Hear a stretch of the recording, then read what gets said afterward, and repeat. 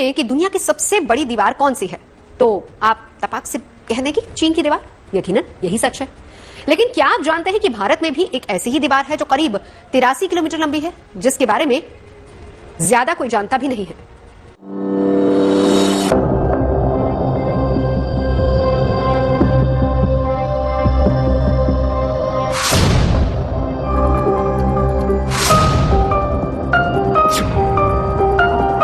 ये पहेली है राजमहलों के वैभव की।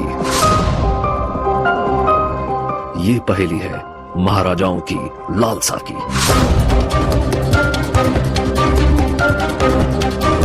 सीमाओं के विस्तार के लिए होने वाले युद्धों की। राजशाही के दौर में रक्तपात के डर से महल पर्वतों के शिखर पर बनाए जाने लगे। राजमहल के आसपास अब भेद किलेबंदी की जाने लगी। सुरंगों के अंदर से गुप्त मार्ग बनाए जाने लगे, जिससे दुश्मन किले को फतह न कर सके, किले के अंदर दाखिल होने का मंसूबा भी न पाल सके।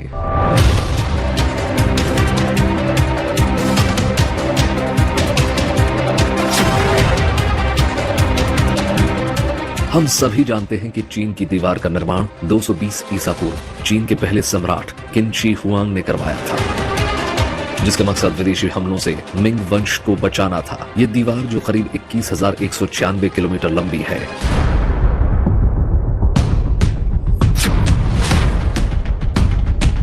भारत में कुंभलगढ़ का किला भी राणा कुंभा की सामरिक सोच को दिखाता है, जिनकी बनवाई 36 किलोमीटर लंबी दीवारों ने दुश्मनों के मनोबल को तोड़ दिया।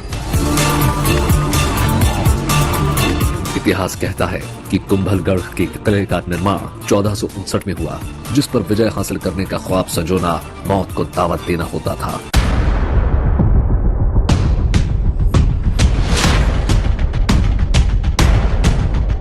कुछ ऐसा ही अरमान था भारत के परमार राजाओं का, जिन्होंने कलचुरी राजाओं के हमलों से बचने के लिए विंध्याचल पर्वत पर एक ऐसी अभेद दीवार बना दी, जो आपातकाल में ढाल का काम करती थी।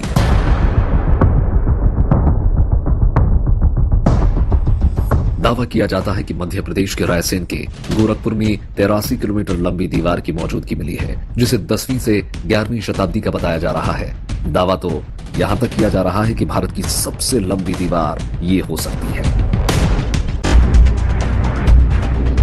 जब हमने the great wall of India के बारे में सुना तो हमारी भी हैरानी का ठिकाना नहीं रहा। हमारे सामने भी सवाल था कि अगर ये वाकई 1000 साल पुरानी दीवार है तो अब तक इसकी ख्याति इतनी क्यों नहीं हुई, इसके बारे में ज्यादा बात क्यों नहीं होती।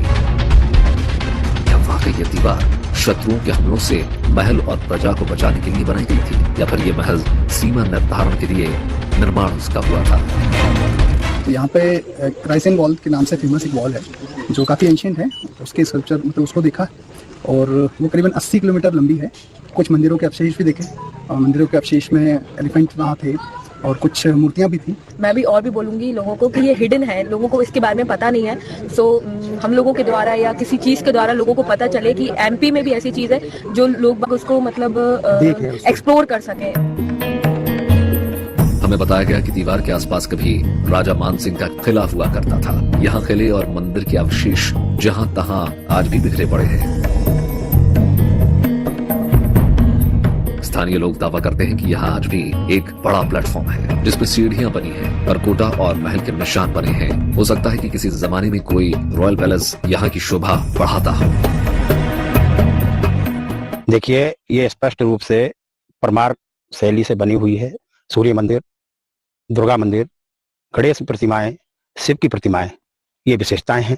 सूर्य मंदिर भी ये लोग यहाँ के काली के नाम से जानते हैं। काली के नाम से वो आस्था का विषय है। यहाँ जो पुराने अवशेष हैं, पुराने नगर के अवशेष हैं या मंदिरों के अवशेष हैं, तालाब के अवशेष है, ये दीवार गेट वाला भी है, इसके अवशेष है, इनको किस प्रकार देखा जाए और समझा जाए। कोई भव्य कोई नगर रहा होगा जिसकी सुरक्षा के लिए दीवार बनाई गई है।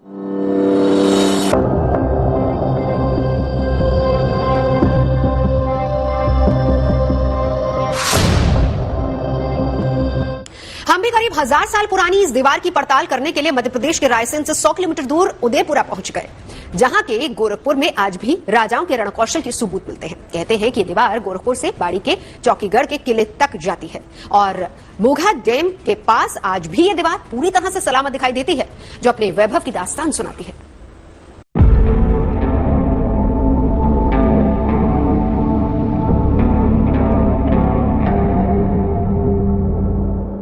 विंध्याचल की पर्वतमालाओं में बनी एक अनोखी दीवार जो अद्भुत है, नायाब है, जो अपने वजूद में एक सुनहरे अतीत को दफन किए हुए है।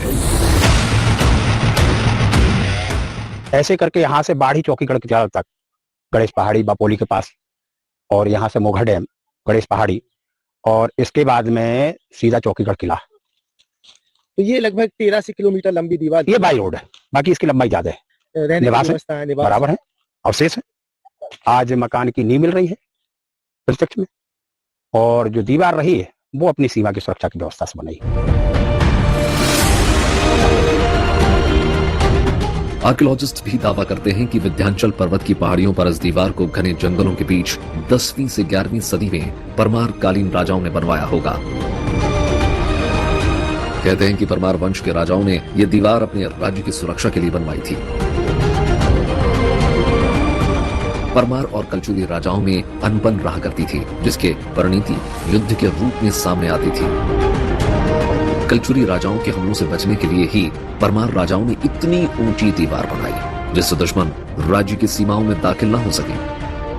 जो क्षेत्र था परमार शासकों के इसमें आता है, वो दूसरे नर्मदा के पार जाते हैं, कलचुरी शासक होते थे, वो इस क्षेत्र पे जो परमार राजा थे इन पे हमारा आक्रमण किया करते। आपसी इनमें मतभेद था, युद्ध होते रहते थे, तो हो सकता है उन्हें युद्ध से और उनको अपनी नागरिक सुरक्षा के लिए ये विशाल दीवार बनाई गई है। काफी इसको नष्ट हो चुके हैं, कोई टूट गए हैं, कोई पत्थर निकाल लिए गए, लेकिन भव्यता से ऐसा लगता है कि निश्चित यहाँ बहुत बड़ा नगर होगा।